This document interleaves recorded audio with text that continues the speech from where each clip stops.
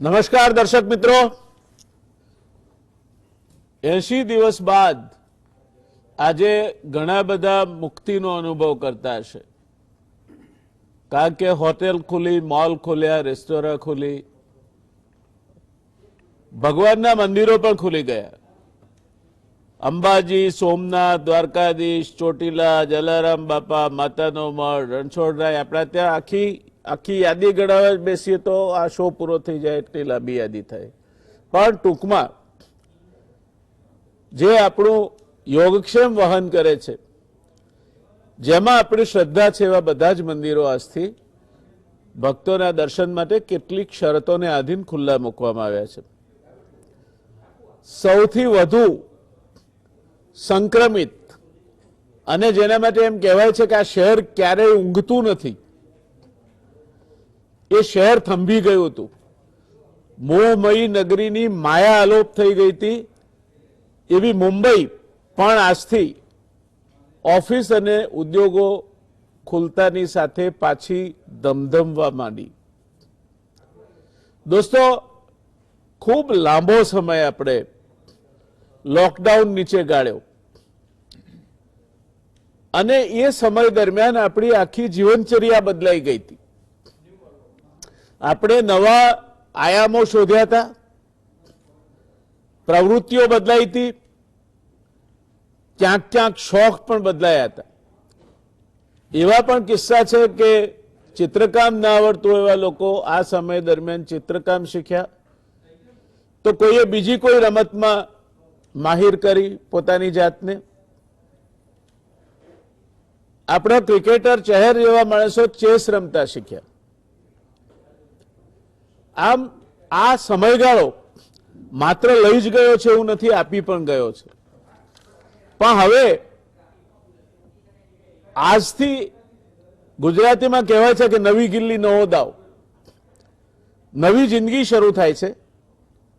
અને નવી જિંદગી શરૂ થાય છે તે પહેલા એ કેવા બેકગ્રાઉન્ડમાં, કેવી પાર્શ્વભૂમિકામાં, એની પાછળના પડદે આપણને શું દેખાય છે, એમાં શરૂ થાય છે. ત્યાંથી શરૂઆત કરીએ તો આખા દેશમાં 7 લાખ કરતા વધારે લોકો, 70 લાખ કરતા વધારે લોકો આ રોગથી સંક્રમિત થયા છે અને 4,03,000 જેટલા લોકો એમાંથી બહાર નથી નીકળી શક્યા, કમનસીબે મૃત્યુ પામ્યા છે. આ વિશ્વની વાત થઈ. ભારતની વાત કરીએ તો લગભગ 25,700 લોકો સંક્રમિત થયા. 1,24,000 લોકો, 25,000 કહીએ તો ચાલે એવો છે આંકડો, એમાંથી પાછા સ્વસ્થ બન્યા અને લગભગ 7,200 થી થોડા વધારે મૃત્યુ થયા.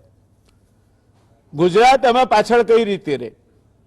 ગુજરાતમાં 20,574 સંક્રમિત કેસો થયા.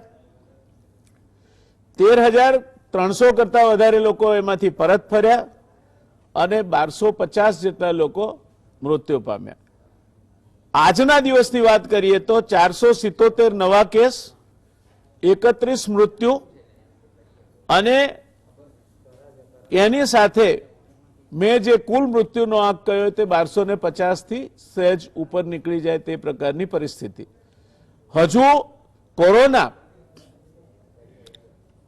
ક્યાંય થાંભવાનું નામ નથી લેતો, થોભવાનું નામ નથી લેતો. ત્યારે સ્વાભાવિક રીતે દર્શક મિત્રો આપણા મનમાં ચિંતા છે કે આજથી હવે બધું ખુલ્લું થઈ ગયું, આજથી જે લોકો બહાર નીકળવાના એ લોકો કોઈકને ને કોઈકને ચેપ લગાડશે, શું કેસની સંખ્યા વધશે, આપણે શું કાળજી રાખવી જોઈએ? દોસ્તો, ગુજરાત સમાચારની આ 9 થી 10 ની જે ચર્ચા છે ને, એ સામાન્યમાં સામાન્ય માણસને માર્ગદર્શન આપવા માટેની ચર્ચા છે, કોઈ વાદ વિવાદ માટેની કે વિતંડાવાદ માટેની ચર્ચા નથી.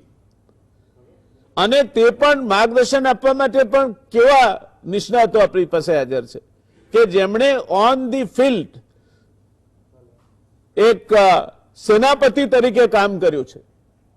શરૂઆત કરીએ. તુષારભાઈ પટેલ આપણા માટે નવા નથી, ચેસ્ટ ફિઝિશિયન છે, ખૂબ નિષ્ણાત ડોક્ટર છે, સફળતાનો ખૂબ મોટો ઇતિહાસ ધરાવે છે.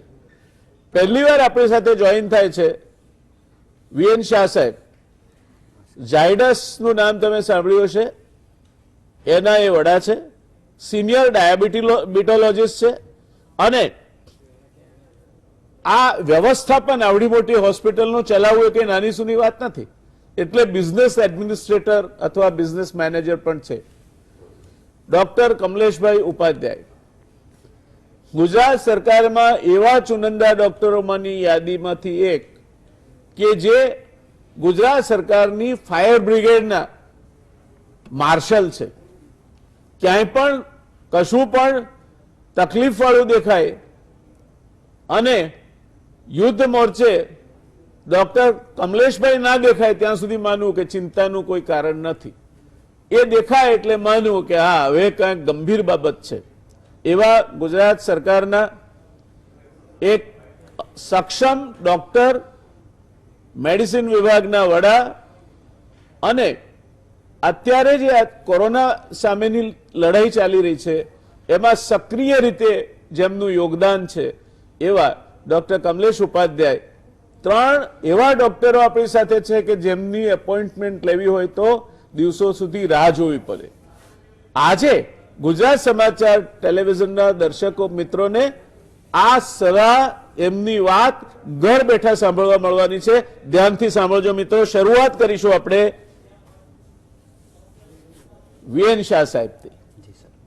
શાહ સાહેબ, પૂછવું છે, હમણાં આ છાપાઓમાં કંઈક આવ્યું કે આ લોકડાઉન ખુલી ગયું, તો પહેલી વાત મારે આપનાથી શરૂઆત એ કરવી છે કે શું કાળજી રાખવી જોઈએ સામાન્ય માણસે? આપ કંઈક કોઈક SMS ફોર્મ્યુલા અને બધું જાત જાતનું વાતો કરો છો અને સમજાવો છો દર્દીઓને બહુ સરળ રીતે અને તમારા સ્ટાફને પણ સમજાવો છો, તો શું કાળજી રાખવી જોઈએ આપણે, જેથી આપણે સંક્રમિત ન થઈએ, આપણા પરિવારમાં આ સંક્રમણ ન પ્રવેશે? જયનારાયણભાઈ, એટલીસ્ટ પહેલી વખત આપની સાથે શેર કરું છું ડાયસ, અને મને એનો ખૂબ આનંદ છે. Thank you. I am always admiring you as a speaker, as a leader અને as a visionary also. Thank you. હવે સર, વાત એવી છે કે ન્યૂ નોર્મલ હું બધે હવે વાત કરવા માંડ્યો છું. Vote is that new normal? Corona સાથે જીવતા આપણે શીખવું પડશે, એ દુનિયાએ શીખવું પડશે, બિકોઝ આપણી પાસે એની ટ્રીટમેન્ટ હજી નથી. જે ડિફાઇન ટ્રીટમેન્ટ કહી શકાય કે ભાઈ આ છે, મેલેરિયા છે તો ક્લોરોક્વિનની દવા છે, ટાઇફોઇડ છે તો ટાઇફોઇડની એન્ટીબાયોટિક છે, ટીબી છે તો ટીબીની દવા છે, એ આજની તારીખમાં નથી. તો શું કરવાનું છે? તો એના એક સિમ્પલ 3 સ્ટેપ છે. That is the SMS. હું દરેક જગ્યાએ અત્યારે હાલ SMS નો આ સ્પ્રેડ કરું છું. That is the sanitization. Everywhere કોઈ પણ વસ્તુ, તમે સરફેસને ટચ કરો, તમે નાકને ટચ કરો, તમે હેન્ડલને ટચ કરો, એનીવેર. જો આપ એક ધ્યાન રાખશો તો ઘણો બધો રોગને આપણે સ્પ્રેડ કરતા અટકાવી શકીશું. સેકન્ડ રહ્યું mask. That is my aim. Mask છે એ કોઈ પણ, દાખલા કે આ N95નું બહુ ગઈકાલથી થોડી કોન્ટ્રોવર્સી ચાલી છે, પણ N95 દરેકે પહેરવાની જરૂરિયાત નથી. એ ક્લિયર કટ અન્ડરસ્ટેન્ડિંગ છે. હોસ્પિટલ, રિલેટેડ સ્ટાફ અને જે લોકો પેરામેડિકલ્સ છે એમને આ પહેરવાનું છે. બાકી દરેક લોકોએ સિમ્પલ આપણો કોટનનો પડદો, ઇવન છોકરીઓ જે છે એ એમનું પોતાનું ક્લોથ પહેરશે અથવા સિમ્પલ સાદો માસ્ક પહેરશે, પણ ઇટ ઇઝ અ મસ્ટ. અત્યારે લોકો જે સાહેબ આપણે વાત કરી કે 1 જૂનથી ઘણું બધું ખુલી ગયું અને હવે 8મીથી એટલે આજથી તો હવે દુનિયા ખાલી ખુલી ગઈ. એનો મતલબ એ નથી કે આપ આ રોગથી મુક્ત થયા છો. આ બહુ જ ગંભીરતાથી લેવા જેવી વાત છે અને એટલા માટે માસ્ક પહેરવો અતિ આવશ્યક છે. અને ત્રીજી વસ્તુ જે છે એ સોશિયલ ડિસ્ટન્સિંગ છે. બહુ પ્રોબ્લેમ છે, બિકોઝ આપણું કન્જેસ્ટેડ પોપ્યુલેશન છે.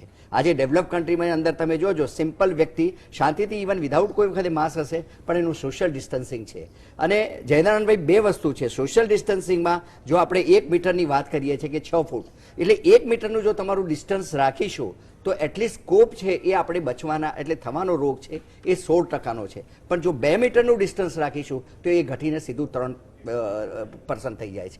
એટલે આ SMS નો સંદેશો જો આપણે ઘેર આને ફેલાવીશું, સોશિયલ મીડિયા, આ દરેક જગ્યાએ, તો હું માનું છું કે આ રોગથી આપણે બચી શકીશું અને આપણા ઘરનાઓને બચાવી શકીશું. ધન્યવાદ. દર્શક મિત્રો, 3 વસ્તુઓ આમાંથી નોંધવા જેવી છે. પહેલી, આજની તારીખમાં આ રોગની કોઈ દવા નથી, કોઈ રસી નથી, અને એટલે એની સાથે આપણો પનારો પડ્યો છે, તો એની સાથે જીવતા શીખવાનું છે. ગભરાવાનું નથી, પણ કાળજી રાખવાની છે. અને આ એસએમએસ આપણે મોબાઈલ પર કરતા હતા, શાહ સાહેબે તો કઈ નવી વાત કરી. એસએમએસ એટલે એમ કે સેનિટાઇઝેશન, માસ્ક અને સોશિયલ ડિસ્ટન્સિંગ, આ 3 રાખવાનું. આ 3 રાખો તો તમે સલામત છો, નહીં રાખો તો જોખમમાં છો. અને N95 માસ્ક પૈસા હોય એટલે N95 જ પહેરવો, અથવા આપણે સુધરેલા દેખાવા N95 માસ્ક પહેરવો જરૂરી નથી. મેં પહેલા પણ કહ્યું છે કે આ વાયરસ જાડિયો પાડ્યો છે, એ નથી અંદર સ્વાઇન ફ્લૂના વાયરસની માફક ઘૂસી નથી જતો. એટલે જાડા કપડાનો પડદો હશે તો ચાલશે. કેટલી સરસ વાત કહી. ગભરાવાનું નહીં, 3 સરળ ઉપાય કરવાના, અને 3 સરળ ઉપાય કરીને એસએમએસ એને કરી દેવાનો કોવિડ-19 ને કે તું દૂર રહે અમારાથી. યાદ રાખજો દર્શક મિત્રો. હવે આપણે જઈશું તુષારભાઈ પાસે. તુષારભાઈ, આ હર્ડ ઇમ્યુનિટીની વાત કરી સાહેબે, તો આ છે શું હર્ડ ઇમ્યુનિટી? હર્ડ એટલે તો આમ તો પ્રાણીઓનું ટોળું હોય એને હર્ડ કે છે. તો આ આપણે આપણી જાતને, આમ તો main is A social animal, આપણે પણ ઇન્સાન થા પહેલે બંદરવાળી પ્રજા છે એવું કે છે કેટલાક લોકો. તો આ હર્ડ ઇમ્યુનિટી શું છે? હર્ડ જે હર્ડ ઇમ્યુનિટી, હર્ડ એટલે તમે કીધું ને કે પ્રાણીઓનું ટોળું, ઘેટાઓનું ટોળું, એક ટોળામાં એકબીજાને સાથે સાથે ચાલતા હોય છે. એમ હર્ડ ઇમ્યુનિટી એક આ જે એ વર્ડ્સ છે, એ એપિડેમિક જ્યારે ફેલાતો હોય છે ને વાયરસનો જ્યારે એપિડેમિક ફેલાતો હોય છે, ત્યારે લગભગ એ જે વ્યક્તિ, સંક્રમિત વ્યક્તિ હોય છે, એના લગભગ એના વાયરલ લોડ હોય છે. જો વધારે વાયરલ લોડ હોય તો એ લગભગ આ જે ડિસીઝમાં છે એ લગભગ 6 લોકોને ડિસીઝ કરતો હોય છે, અને એનાથી ઓછો પ્રકારનો વાયરલ લોડ હોય તો એકાદ વ્યક્તિને સંક્રમિત કરતો હોય છે. એમ ધીમે ધીમે એમ 100 માણસનું ટોળું લઈએ આપણે તો એ જે એક વ્યક્તિ છે એ 6 લોકોને સંક્રમિત કરશે. પણ જે વધારે વાયરલ લોડ એ બીજા વ્યક્તિને આપશે તો એને ડિસીઝ થવાના ચાન્સીસ રહે છે. પણ ઘણા ઓછા વાયરલ લોડ વાળા હોય, થોડો ઓછો વાયરલ લોડ જો એકબીજાને આપશે તો એ ઓછા પ્રમાણમાં એ થોડો સંક્રમિત થશે. પણ એની ઇમ્યુનિટી જો વધારે ને વધારે હશે, તો બોડી ઇમ્યુન થતી જતી હશે, તો એ રોગની સામે રોગ પ્રતિકારક શક્તિ વધે. કારણ કે વાયરલ લોડ ઓછા વાયરલ લોડથી એ થોડો બોડી એનાથી ટેવાતી જશે. એટલે બોડીમાં આપણી જે ઇમ્યુન મિકેનિઝમ્સ છે, બોડીમાં કોઈ પણ જ્યારે આ વાયરસ એ એન્ટીજન જે એ અંદર પહોંચતો હોય છે ત્યારે એન્ટીબોડી આપણા બોડીમાં પેદા થતી હોય છે. એ એન્ટીબોડી જ્યારે સફિશિયન્ટ પ્રમાણમાં થોડા ડોઝમાં જો એ અંદર ને અંદર જતા કરે તો એ બોડી આપણે ઇમ્યુન થતી જાય. કાલે પણ જ્યારે ગવર્મેન્ટનો, ગુજરાતની આપણે એક્સપર્ટની જે વાત છે કે અત્યારે આપણે હમણાં જોઈ રહ્યા છીએ કે સેન્ટ્રલ ઝોન છે જે આપણો અમદાવાદ સિટીનો, એ સેન્ટ્રલ ઝોનમાં જે જમાલપુર, દાણી લીમડા, હમણાં થોડા વખતથી એમાં થોડા કેસીસ ઓછા જોવા મળે છે. જ્યારે શરૂઆત થઈ, આ રોગની શરૂઆત થઈ, ત્યારે એ સેન્ટ્રલ ઝોન એરિયામાંથી લગભગ 50-100 કેસ આવતા હતા. અત્યારે એ જ એરિયામાંથી લગભગ 4, 5, 2, 1 એવા કેસ આવે છે. એટલે એનું એક અમારું એવું છે કે જે એ એરિયામાં લોકો લાગે છે કે હર્ડ ઇમ્યુનિટી ધીમે ધીમે એ થશે. અને આ નહીં, અમેરિકાના જે જ્હોન હોપકિન્સ ઇન્સ્ટિટ્યૂટના વૈજ્ઞાનિકોનું પણ તારણ છે કે વૈજ્ઞાનિકો પણ એવું કીધું છે કે આ લોકોને, જે સ્વસ્થ માણસો છે એમને બહાર આવવા દો. ધીમે ધીમે લોકોની વચ્ચે આવશે તો એની બોડી ઇમ્યુન થતું જશે, એટલે કે એને ઇમ્યુનિટી આવશે. જો માણસને ડાયરેક્ટલી એને એક્સપોઝ કરવામાં આવશે, વધારે સંક્રમિત વ્યક્તિ હશે તો એ ડિસીઝ થવાના ચાન્સીસ, એટલે ધીરે જો બહાર આવશે તો એની ઇમ્યુનિટી ધીમે ધીમે વધતી જશે. એ જ આપણા ભારત દેશમાં, જે આપણા કન્ટ્રીમાં, આપણે જે આ જે દેશમાં આ જે કોરોનાનું પ્રમાણ આપણે ઓછું જોઈએ છે, એનું વન ઓફ ધ રીઝન એવું છે કે આપણે વારે ઘડીએ જે પહેલાથી આપણે જંક ફૂડ ખાતા હતા, બહારના ફૂડ ખાતા હતા, આ તે હાથ મેલા, એના કારણે પણ આપણામાં જે ઇમ્યુનિટી છે થોડી વધારે રહે છે. એ વન ઓફ ધ હર્ડ ઇમ્યુનિટીનો એક પ્રકાર છે. એટલે આ રીતના છે સર. ધન્યવાદ. દર્શક મિત્રો, સમજ્યા હશો તમે. આપણા ત્યાં અમેરિકાથી કોઈ મહેમાન આવે અને એને જો આપણે માટલાનું પાણી પીવા આપીએ તો ડાયરિયા થાય, એને તો બિસ્લેરી જ જોઈએ. આ જે રોગ પ્રતિરોધક શક્તિ છે એ રોગ પ્રતિરોધક શક્તિનું ઉદાહરણ છે. અને રોગ પ્રતિરોધક શક્તિ વધે તો સ્વાભાવિક રીતે આપણે આખી માણસ જાત અનેક પ્રકારના રોગોમાંથી પસાર થતી આટલે પહોંચી છે. એટલે પહેલા તો આવું કંઈ હતું નહીં, કોઈ એટલી સવલતો નહોતી, એટલા ડોક્ટરો નહોતા, એટલી દવાઓ નહોતી, છતાં ધીરે કરીને આપણે આ બધા સામે લડીને જીવતા રહ્યા, ઘડાતા ગયા અને આગળ વધતા ગયા. તો રોગ પ્રતિરોધક શક્તિ એ શું, એ આપણે કમલેશભાઈને પૂછીશું કે આ તુષારભાઈ કહે છે કે રોગ પ્રતિરોધક શક્તિ, તો આ રોગ પ્રતિરોધક શક્તિ શું, અને એ રોગ પ્રતિરોધક શક્તિ આપણા દર્શક મિત્રોએ વધારવી હોય પોતાની, તો આપણે શું કરવું જોઈએ? જી, આ કોરોના વાયરસ એક વિષાણુ છે, વાયરસ છે. વાયરસ શરદી ખાંસી જે છીંક ખાય એના જે સ્ત્રાવ નીકળે એમાંથી બીજા વ્યક્તિને લાગે, અથવા હથેળીમાં ખાય એ કોઈ હેન્ડલ પકડે તો હેન્ડલ પર આવે, ત્યાંથી વાયરસ બીજા એના પછીનો માણસ પકડે તો એના હેન્ડલ પર આવે, એના હાથમાં આવે, એના શરીરમાં આવે, અથવા હાથ મિલાવે સીધો તો એને પણ સીધો સંક્રમિત થઈ શકે. વાયરસ શરીરમાં એન્ટર થાય એટલે એની સામે પ્રતિદ્રવ્ય બને, એને કહેવાય એન્ટીબોડી કહેવામાં આવે. આજે કોઈ પણ વાયરસ, બેક્ટેરિયા, ફંગસ, કોઈ પણ જીવજંતુ, કોઈ પણ જંતુ શરીરમાં પ્રવેશ સામે જે શરીર પોતાનો જે એન્ટીબોડી, જે રસાયણ ઉત્પન્ન કરે એને કહેવાય એન્ટીબોડીઝ. આ એન્ટીબોડી શરૂઆતમાં આઈજીએમ પ્રકારના હોય, પછી આઈજીજી પ્રકારના હોય. આજે એ વ્યક્તિગત ઇમ્યુનિટીની વાત થઈ, વ્યક્તિગત સ્વાસ્થ્ય, સામાજિક સ્વાસ્થ્ય. તો આજે સામાજિક સ્વાસ્થ્યની વાત છે. એમાં અત્યારે પણ અમારો ટ્રાયેંગલ છે, જે વિષાણુ છે, વિષાણુ, એન્વાયરમેન્ટ અને હોસ્ટ એટલે વ્યક્તિ પોતે. જો વ્યક્તિની પોતાની ઇમ્યુનિટી સારી હોય તો એવા કિસ્સામાં 100માંથી લગભગ 90 લોકોમાં તો જાતે રિકવરી વાયરસ સામે આવી જાય. અને જે હર્ડ ઇમ્યુનિટી છે, એ હર્ડ ઇમ્યુનિટી એટલે એક સાથે કેટલા લોકોમાં વાયરસ ફેલાયો છે. મેં મારા આની અગાઉના પણ એમાં વાત કરી હતી, કેસ ક્લસ્ટર કમ્યુનિટી. શરૂઆતમાં વાયરસ ફોરેનથી આવ્યો, લોકોમાં નજીકમાં આવેલા માણસોમાં ફેલાયો, ક્લસ્ટર બન્યા. એમ કરતાં કરતાં આપણે લોકડાઉનમાં માનો કે જે કોટ વિસ્તાર હતો, આખા વિસ્તારમાં ગુજરાત બંધ, એની સાથે સાથે લોકડાઉન પણ ખરું ને કરફ્યુ પણ ખરો, તો લોકોમાં વાયરસ સંક્રમિત થયો, વિસ્તાર સુધી સમિત રહ્યો અને હવે કિસ્સા ઘટ્યા. આવું કોઈ પણ આજે એની વાત છે, કાલે ધાનેરાની વાત હોય, કાલે ભાવનગરની વાત હોય, જેમ જેમ સમાજમાં વાયરસ ફેલાય એમ હર્ડ ઇમ્યુનિટી ડેવલપ થાય. આ પ્રક્રિયા આપણા મોટા દેશમાં રાતોરાત થતી નથી, એના માટે સમય લાગતો હોય છે. જ્યારે 2/3 જેટલું પોપ્યુલેશન લગભગ જ્યારે દરેકને ઇન્ફેક્શન લાગ્યું હોય ત્યારે હર્ડ ઇમ્યુનિટી ડેવલપ થાય. આપણે પોલિયોના ટીપા પીવડાવીએ પણ એક સાથે અભિયાનમાં, આખું રાષ્ટ્રીય અભિયાનમાં એક સાથે દરેક બાળકના પેટમાં પોલિયોના ટીપા મૂકીએ, એનો મતલબ એક જ દિવસે એક જ સાથે ભારતના બધા જ બાળકોના પેટમાં વાયરસ મૂક્યો તો એના કારણે હર્ડ ઇમ્યુનિટીમાં પણ એના કારણે જે હર્ડ ઇમ્યુનિટી ડેવલપ થાય એના કારણે પ્રોટેક્શન મળે.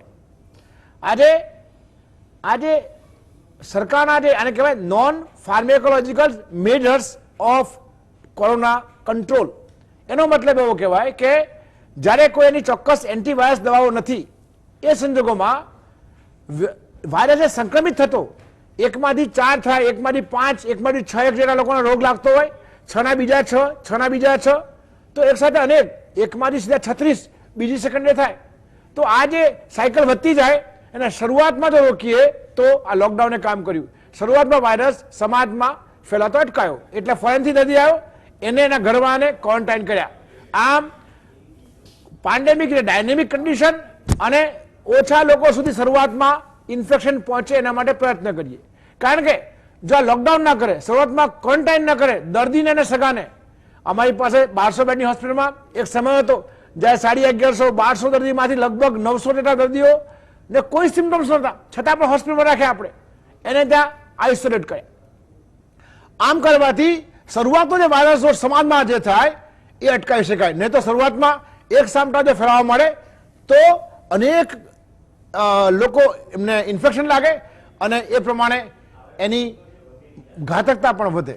ગુજરાત જ્યારે ડાયાબિટીસની દેશમાં રાજધાની છે, ત્યાંથી માંડી બેઠાડું જીવન, અન્ય જીવનશૈલી આધારિત રોગો, બ્લડ પ્રેશર, ઓબેસિટી, કેન્સર, આનું પણ પ્રમાણ જ્યારે વધારે છે. મોટી ઉંમરના વ્યક્તિઓનું પણ ગુજરાતમાં સારી સારવારની વ્યવસ્થા અને નિયમિત દવાઓ, વડીલોનું ઘરમાં સ્થાન, એમની દવાઓ, આ અનેક કારણોના કારણે થઈને આજે મોટી ઉંમરના વ્યક્તિઓનું પણ સંખ્યા વધારે છે. એવા સંજોગોમાં આજે હાઈ રિસ્ક જે પેશન્ટ છે, લગભગ મૃત્યુમાં પણ તમે તો 88 ને 82%, 90% સુધીમાં, આવા કોઈને કોઈ 80 થી 90% સુધીમાં અનેક ફેક્ટર જોવા મળ્યા છે. ત્યારે શરૂઆતમાં જે ઇમ્યુનિટી હોય એ વ્યક્તિગત ઇમ્યુનિટી, અને પછી સમાજમાં જ્યારે આ લોકડાઉન ખુલે ત્યારે ધ્યાન રાખવું પડે કે જે લોકો આજે પણ જેને કોઈ રોગો છે, જેના ઘરમાં કોઈ વડીલ છે, સાસુ ને વહુ, તો શાકભાજી લેવા કોણ જાય? હજુ પણ ઘરમાં થોડુંક ધ્યાન રાખવું પડશે. કરિયાણા લેવા જાય, દૂધ લેવા જાય તો પણ સાસુ હોય તો વહુએ લેવા જવું જોઈએ, કારણ કે તંદુરસ્ત છે. ત્યાંથી માંડી અને ઘરમાં કોઈ ડાયાબિટીસનું વ્યક્તિ હોય, બ્લડ પ્રેશર કોઈ બીમારીવાળો વ્યક્તિ હોય તો એના ઘરવાળાએ વધારે ધ્યાન રાખવું પડે. હું બહાર જાઉં, જોબ ઉપર જાઉં, મારા ધંધાર્થે જાઉં, પાછો આવું ત્યારે ઘર માટે હજુ પણ રોગ લઈને આવી શકું, નંબર 1, અથવા મારા પરિવાર માટે, મારી સોસાયટી માટે હજુ પણ રોગ લાવી શકું. એટલા માટે જે વિરેનભાઈએ પણ વાત કરી એ બધા જ મુદ્દાઓનું ધ્યાન રાખવું પડશે. એ ઉપરાંત કફ એટિકેટ્સ એટલે કે જાહેરમાં છીંક ખાવી કે ખાંસી ખાવી તો ખુલ્લી નહીં ખાવી, હથેળીમાં નહીં ખાવી, પણ હજુ પણ કોણીમાં ખાવી એ બહુ જ અતિ મહત્વની વાત છે. ઘરેથી નીકળી અને ઓફિસ ગયા તો પણ ઓફિસોમાં પણ હાથ ધોવાની સગવડ હોવી જોઈએ, સાબુ સાથે હાથ ધોવાય એ સગવડ હોવી જોઈએ. ત્યાંથી માંડી અને માસ્ક જે કાપડના હોય તો ધોઈને રીયુઝ કરી શકાય, પણ જે ડિસ્પોઝેબલ માસ્ક છે એ બાયોમેડિકલ વેસ્ટ છે, એને બાળી દેવો જોઈએ. એ પણ આ બધી વાતો કરતા રહીશું તો ચોક્કસ આપણને સમાજમાં ઇન્ફેક્શન ફેલાતું રોકવામાં મદદ થઈ શકશે. ધન્યવાદ. શાહ સાહેબ, આપ તો ડાયાબિટોલોજીસ્ટ છો અને કમલેશભાઈએ એવું કહ્યું કે ગુજરાત બધામાં પહેલું છે, એમ ડાયાબિટીસમાં પણ આપણે we are the diabetes capital of India. તો ઘણા લોકોને ગભરાટ થાય છે. મારી પાસે ઘણા એવા લોકોના ફોન આવ્યો કે અમને ડાયાબિટીસ છે તો અમને કોરોના થશે, અમને હાઈ બ્લડ પ્રેશર રહે છે તો અમને શું કોરોના થશે? તો આની કઈ વ્યાખ્યા કે સમજ આપી શકાય કે કઈ પ્રકારનો ડાયાબિટીસ હોય, કઈ પ્રકારનું બ્લડ પ્રેશર હોય? બધા જ ડાયાબિટીસ ને બ્લડ પ્રેશર વાળાને કોરોના થાય એ જરૂરી છે કે જરૂરી નથી? બહુ જ મહત્વનો ક્વેશ્ચન છે જે કમલેશભાઈએ વાત કરી કે વલ્નરેબલ પોપ્યુલેશન કોણ છે? તો જે ડાયાબિટીક પેશન્ટ છે, બ્લડ પ્રેશર છે, ઓબેસિટી છે, ઇમ્યુનો કોમ્પ્રોમાઇઝ એટલે કેન્સરના પેશન્ટ છે કે જેમને કીમોથેરાપી ચાલે છે, કિડનીના ડિઝીઝવાળા છે, બચ્ચાઓ છે, પ્રેગ્નન્ટ છે અને ઓલ્ડ એજવાળા છે. આ બધા વલ્નરેબલ પેશન્ટ છે. સાહેબે આપે એમ કહ્યું કે જો આ બધા ડિઝીઝ આપણા કંટ્રોલમાં હશે તો ડેફિનેટલી એનો એડવાન્ટેજ એમને થશે. બે વસ્તુનું અહીંયા સાહેબ એક ધ્યાન રાખવાનું છે. એક તો એમના ઘરમાં જે યંગસ્ટર છે એ બહાર જવાનું, અથવા હું એ શબ્દ ભટકવાનું કહું છું, જરૂરિયાત છે એટલું જ બહાર જાઓ અને ઘરે જ ઇન્વિટેશન ડિઝીઝને આપી તમે તો કેરિયર થઈ જશો પણ પેલા વલ્નરેબલ પોપ્યુલેશનને તમે આપીને જશો. એટલે બને ત્યાં સુધી આટલી કેર લેજો કે પાનના ગલ્લે જઈને કલાક ઊભા રહેવું, બહાર જઈને આટા ફેરા મારવા, આ પરિસ્થિતિમાં અત્યારે આ જરૂરી નથી. હવે સાહેબ જયનારાયણભાઈએ જે વાત કરી કે શુગરનું શું હોઈ શકે, તો શુગર આપનો કંટ્રોલ છે કે નહીં એ પહેલો ક્રાઇટેરિયા છે. અને એ પહેલો ક્રાઇટેરિયા જોવા માટે આપનું લાસ્ટ 90 ડેઝનું એવરેજ શુગર કેવું રહે છે. ઇઝ ઇટ ધ HbA1cનો જે આપણે રિપોર્ટ કહીએ છીએ આપણો નોર્મલ છે કે નથી? રેગ્યુલર ઘરે આપણે ભલે ને હમણાં સેલ્ફ ક્વોરન્ટાઇન બધું બંધ હતું, લોકડાઉન હતું, આપણે આપણા શુગર ચેક કર્યા છે? Everywhere now the digital machine is there. આપણું બ્લડ પ્રેશર આપણે ચેક કર્યું છે? નિયમિત સાત્વિક આહાર. જયનારાયણભાઈ, આપણે જાણીને આશ્ચર્ય થશે કે આ લોકડાઉન દરમિયાન રેસ્ટોરન્ટો અને બહારનું ફાસ્ટ ફૂડ ને બધું કલ્ચર ઓછું થવાથી એટલીસ્ટ ઘણા બધા રોગો એમનેમ કંટ્રોલમાં આવ્યા છે. અને જો હજી પણ આપણે આ કન્ટિન્યુ કરીશું, બિકોઝ આ 8મી તારીખે આજે બધું ખુલી ગયું, એમ ફરીથી હું સ્ટેટમેન્ટ એવું આપું છું કે આપણે અત્યારે ફ્રી નથી, આપણે ડિઝીઝની સાથે જીવી રહ્યા છીએ. અને જો આપણા આ વલ્નરેબલ પોપ્યુલેશનને આપણે કંટ્રોલમાં કરીશું, એટલે જે જયનારાયણભાઈએ વાત કરી કે ડાયાબિટીસ ઘરે ઘરે છે, બ્લડ પ્રેશર લગભગ આપણું પોપ્યુલેશન છે WHOના ક્રાઇટેરિયા પ્રમાણે જેટલી વ્યક્તિની ઉંમર છે એટલાને બ્લડ પ્રેશર છે. આજે થાય કે મારી ઉંમર 55 વર્ષ છે તો 100માંથી 55% લોકોને બ્લડ પ્રેશર છે. જે વ્યક્તિની ઉંમર 70 વર્ષ છે તો 100માંથી 70% લોકોને બ્લડ પ્રેશર છે.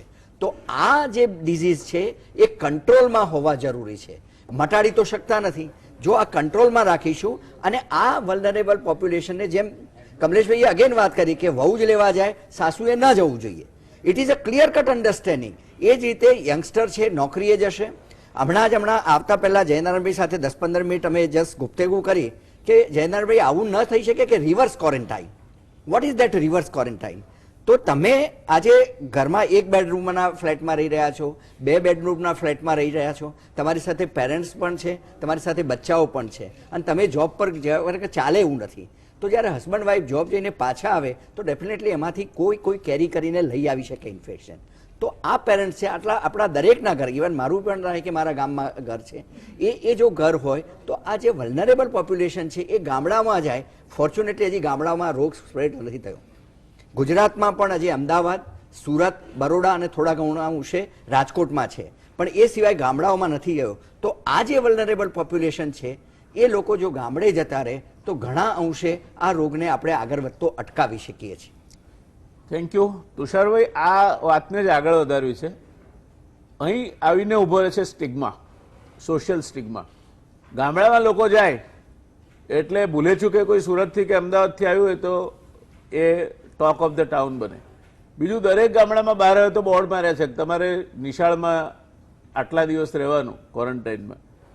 આ પરિસ્થિતિ જ આપણે ગામડામાં એવી ઊભી કરી રહ્યા છીએ કે માણસ જતા પહેલા 10 વાર વિચાર કરે, કાં તો આ ક્વોરન્ટાઇનનો ભંગ કરે.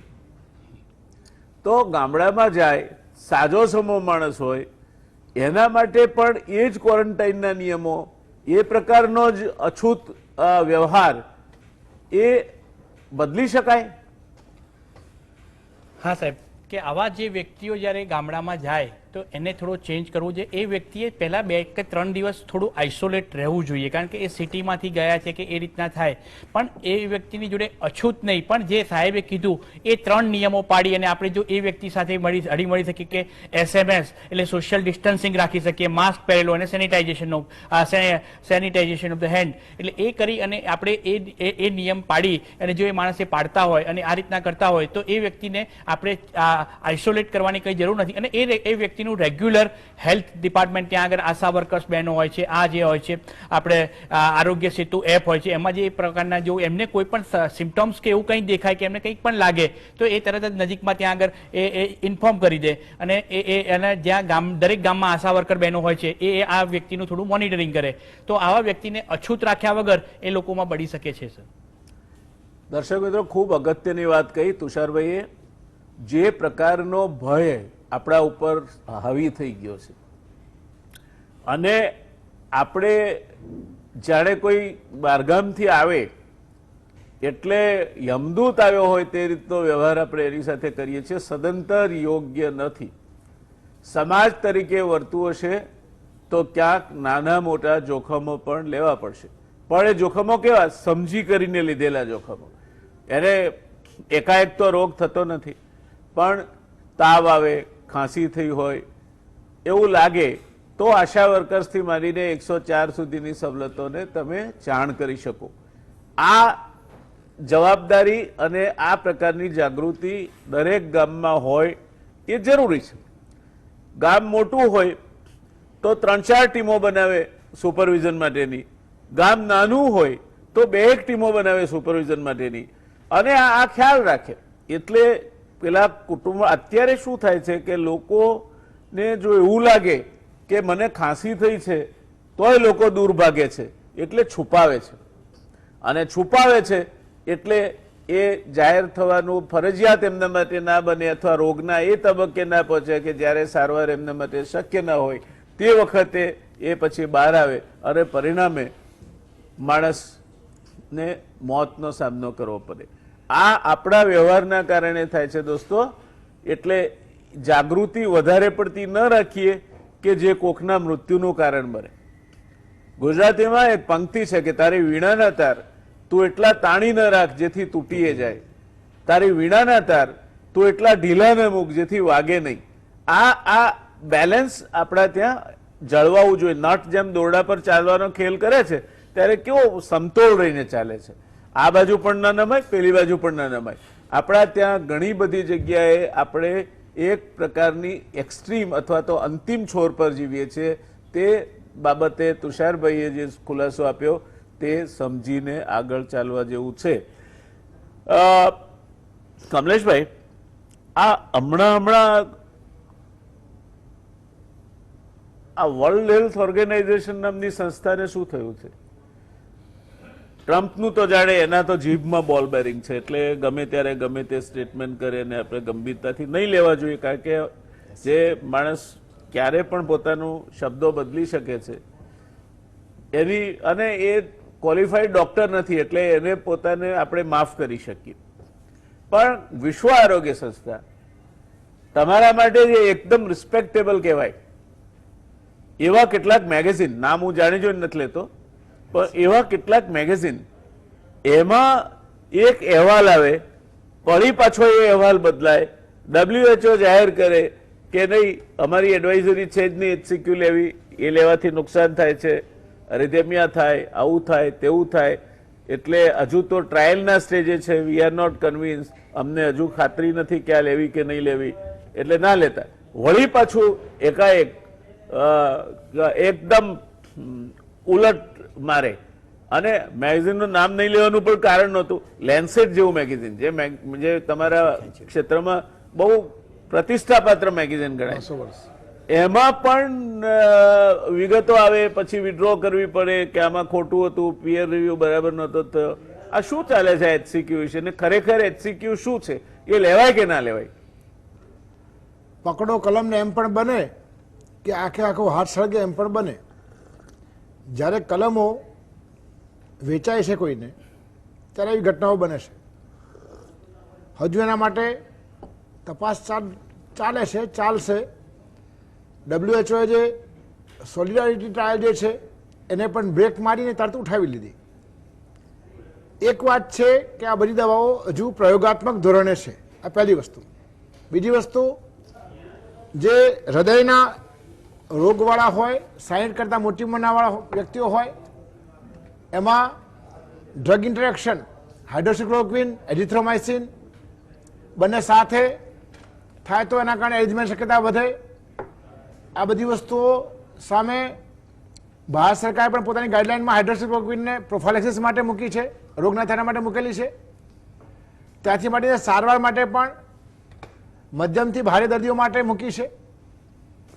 ત્યારે બહુ વિચારીને મૂકેલી દવાઓ છે, એટલે સાવ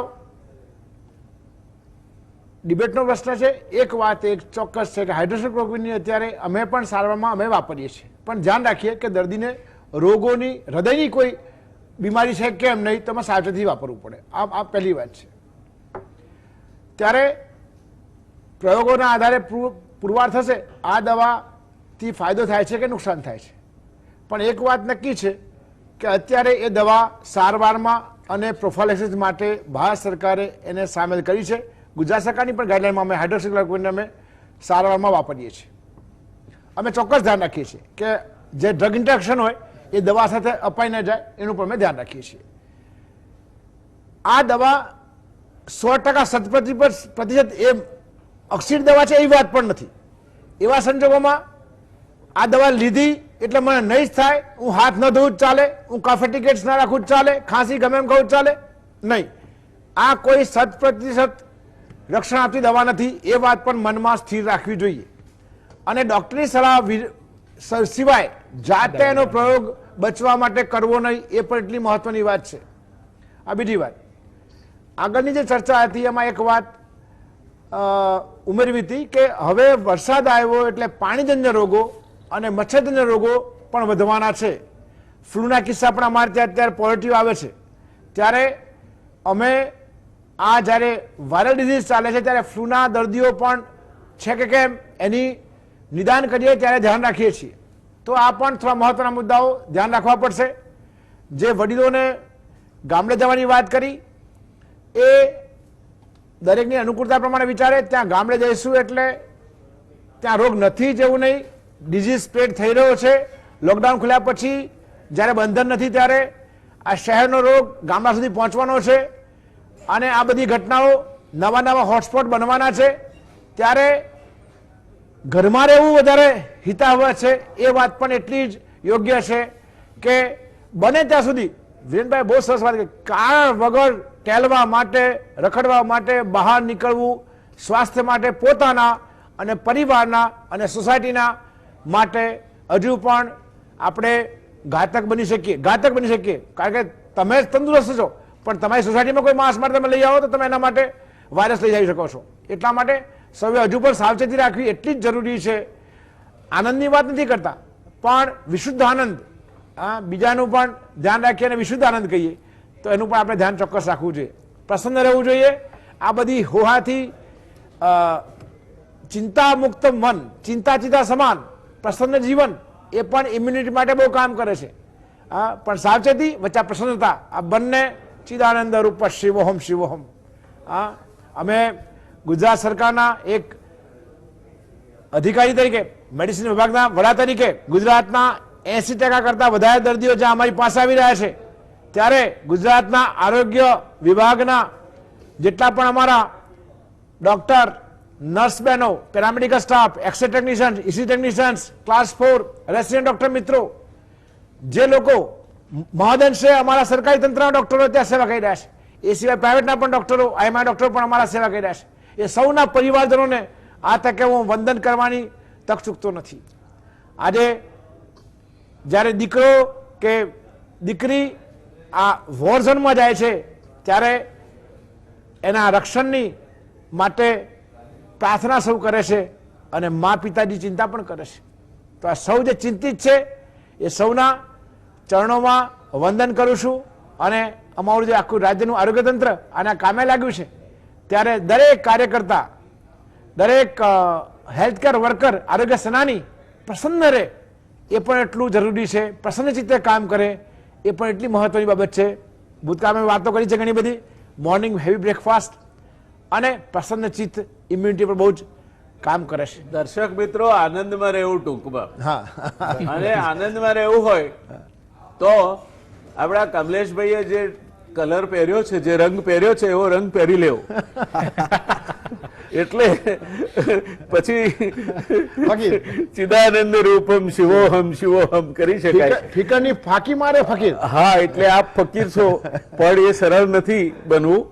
અને એ એટલું કહેવાથી આનંદમાં રહેવાતું પણ નથી.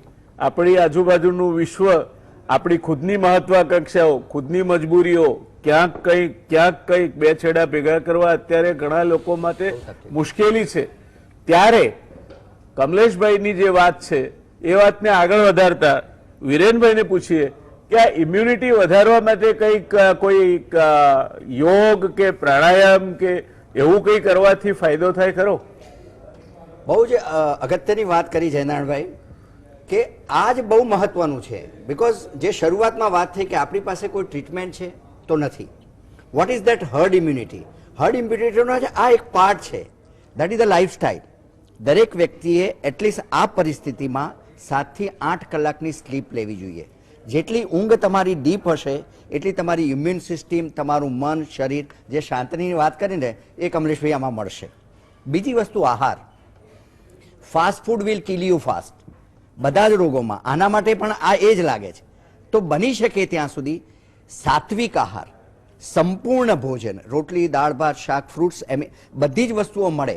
આપણે બધા મોટાભાગના વેજીટેરિયન છે, એટલે પ્રોટીન ઉપર હું બહુ ભાર આપું છું. આપણી ઇમ્યુન સિસ્ટમ ડેવલપ કરવા માટે પ્રોટીન ઇઝ અ મસ્ટ. આપણી પ્રતિકારક શક્તિ વધારવા માટે protein is a must. Where is our source of the protein? Is a pulses. તો બની શકે ત્યાં સુધી પલ્સીસ અને નટ્સ, બદામ અને અખરોટ, ભગવાને આપેલા બે આપણા વેજીટેરિયન માટે બે અમૃત છે. તમે ફ્રૂટ્સ લઈ શકો, તમે વેજીટેબલ્સ લઈ શકો, તો આ મળી શકે. બીજી વસ્તુમાં જે વાત કરું તો આપણી ઇમ્યુન સિસ્ટમ ઇમ્પ્રૂવ કરવા માટે ઝીંક એ આપેલું વધારાનું એક મિનરલ છે.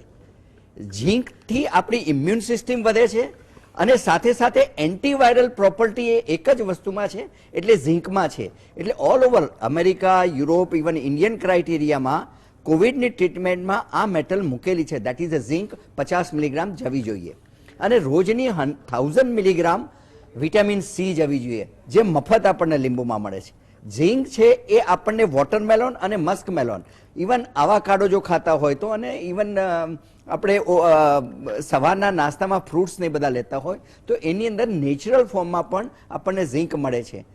બીજું, આપણું 78% પ્લસ પોપ્યુલેશન વિટામિન D3 થી સફર થાય છે. It is a part of the, હમણાં ગવર્મેન્ટ ઓફ મહારાષ્ટ્રના ટાસ્કફોર્સના ગાઈડલાઈન આવ્યા છે, એ લોકો તો પાર્ટ ઓફ ધી ટ્રીટમેન્ટમાં પણ 3 દિવસ સુધી 60,000 યુનિટ્સનું વિટામિન D3 ની એક ગોળી આપે છે. સાથે સાથે જે જયમાનાએ વાત કરી કે આપણા માટે આપણે જે જીવી રહ્યા છે, એમને જે કહ્યું કે કમલેશભાઈ જે ભગવો પહેરીને આવ્યા છે એ જો ચિદાનંદ સ્વરૂપ લેવું હોય તો એના માટે યોગ જરૂરી છે. વિશ્વએ આપણા યોગને સ્વીકાર્યો છે. મનની શાંતિ દુનિયામાં તમને ગમે તેટલા કરોડો રૂપિયા મળ્યા હશે, પણ જો મન શાંત નહીં હોય ને તો તમે રોગને રોકી નહીં શકો. એટલે યોગા, તમે પ્રાણાયામ, એટલીસ્ટ એટલા માટે તો અત્યારે ઓલ ઓવર વર્લ્ડની બધી જ કંપનીઓએ HR પોલિસીની અંદર લખ્યું છે કે એટલીસ્ટ એને કહે છે બ્રિસ્ક યોગા. અંદરના ભાગમાં ઓફિસની અંદર પણ થોડો સમય તમે ચોરી લઈ અને યોગા કરી લો. જો તમે સૂર્ય નમસ્કાર કરી શકતા હોય તો બધા જ યોગા એમાં આવી જાય છે. બધું જ જો આપણે જોઈતું ને આપણું શરીર આપણું સાથ આપતું હોય તો યોગાનો રોલ છે. એટલે ઊંઘ, સારો આહાર, સપ્લિમેન્ટેશન ઓફ ધી વિટામિન્સ, અને જો જીવનશૈલી નોર્મલ. અત્યારે સાહેબ રેટ રેસ લાગી છે, જરૂરિયાતવાળા તો દોડે છે, બરોબર છે, બાપડાને બે છેડા ભેગા કરવાની પ્રોબ્લેમ છે, પણ અત્યારે જેને નથી, જેની પાસે છે પણ એ પણ લાગી ગયા છે. એટલે that is the rat race in the world કે ક્યાંથી લઉં ને ક્યાંથી કમાવું, કે હું અહીંયાથી લઉં. અને એના કારણે એટલીસ્ટ ઘણા બધા સ્ટ્રેસ ફેક્ટર્સ આવ્યા છે, અને that is the one of the factors કે સ્ટ્રેસને બાજુ ઉપર મૂકો.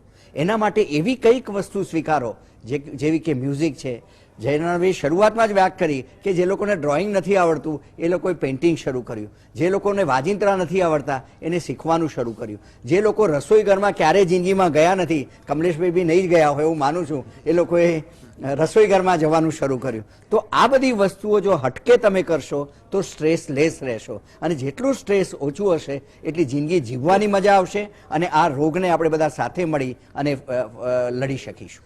વિરનભાઈ, રસોઈ ઘરના બદલે કમલેશભાઈ માટે ખાલી ઘરમાં એટલો શબ્દ વાપર્યો હતો પણ મને લાગે છે વધારે ઉચિત રહેત, કારણ કે મોટા ભાગે એ પરિભ્રમણમાં જ હોય છે. દર્શક મિત્રો, એક નાની વાત કહીએ, ગંભીર ચર્ચા ચાલી રહી છે, પણ એક મંદિરની બહાર એક હટ્ટો માણસ ભીખ માંગતો હતો.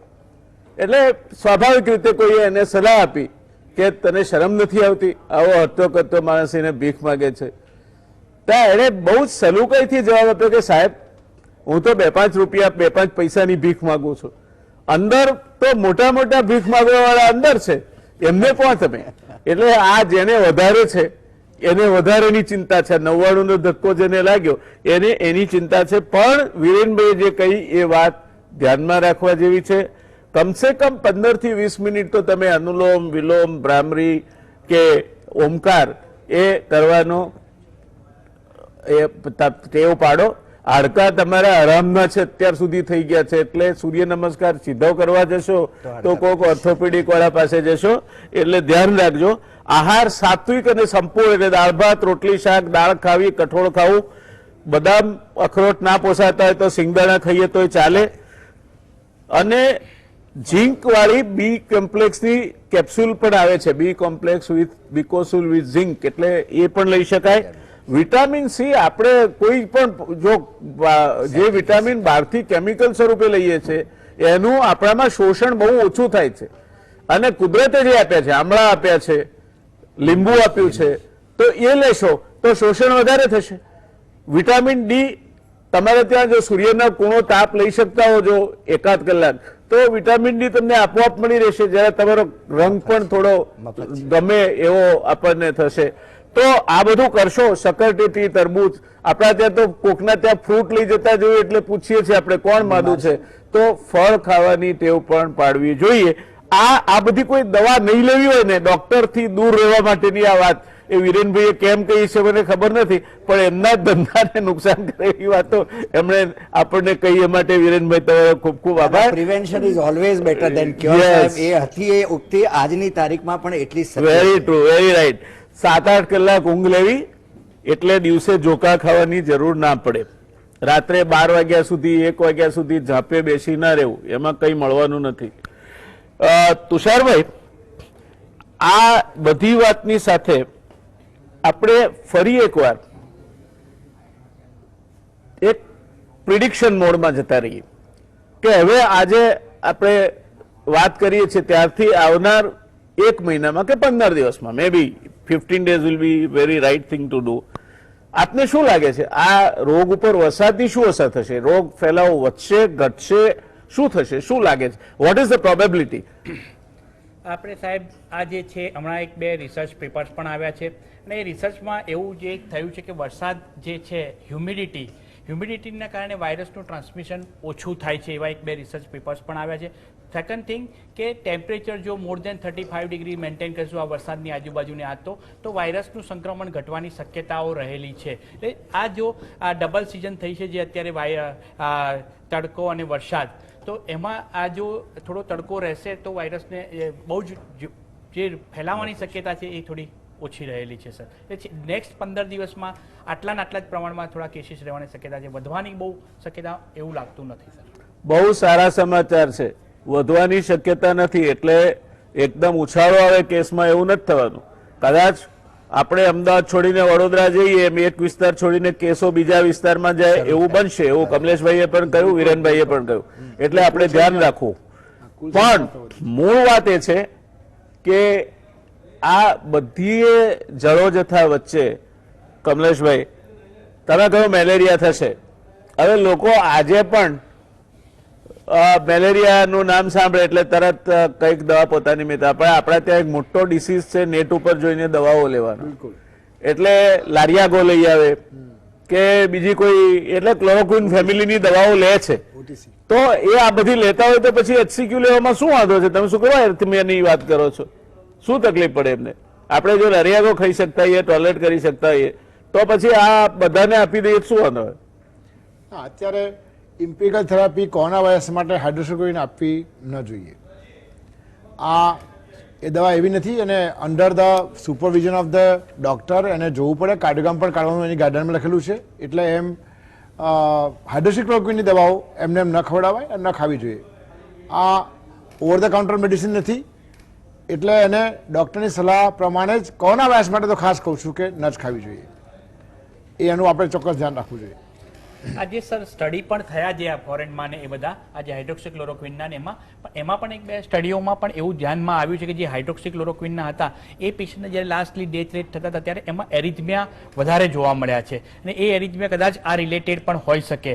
એટલે હાઇડ્રોક્સીક્લોરોક્વિન એની જાતે વધારે ના લેવો જોઈએ એ વસ્તુ. દર્શક મિત્રો, કોઈ પણ દવા, આ HCQ નહીં, કોઈ પણ દવા તમારા ફિઝિશિયનને પૂછ્યા વગર લેવી બસ એ જોખમી છે, કારણ કે આ બધા કેમિકલ છે અને દરેક કેમિકલને એની આડઅસર છે.